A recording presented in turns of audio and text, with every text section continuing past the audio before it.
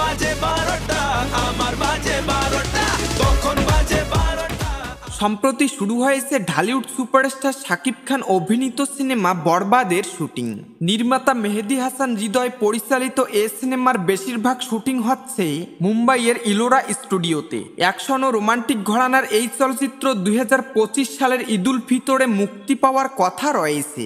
জানা গেছে 24 অক্টোবর থেকে 16 নভেম্বর পর্যন্ত ছবিটির প্রথম লটে শুটিং হয়েছে। এরপর বিরতি দিয়ে আগামী ডিসেম্বর থেকে দ্বিতীয় ও শেষ লটে শুটিং হবে সিনেমাটির। বরবাদে শাকিব খানের সঙ্গে আবারও দেখা যাবে প্রিয়তমা খ্যাত টলিউড অভিনেত্রী ইধিকা পালকে। এদিকে বরবাদ সিনেমার একটি আইটেম গানে পারফর্ম করতে দেখা যাবে টলিউডের আরেক অভিনেত্রী নুসরাত জাহানকে। এরই মধ্যে শুটিং সম্পন্ন হয়েছে আইটেম গানটির।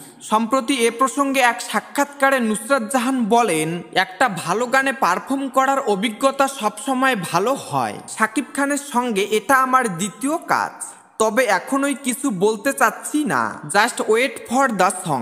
আমি নিজেও অপেক্ষায় আছি গানটির জন্য। সম্প্রতি বরবাদ ছবি প্রসঙ্গে শাকিব খান জানিয়েছেন, বরবাদ হবে তুফানের চেয়েও ডাবল বাজেটের সিনেমা।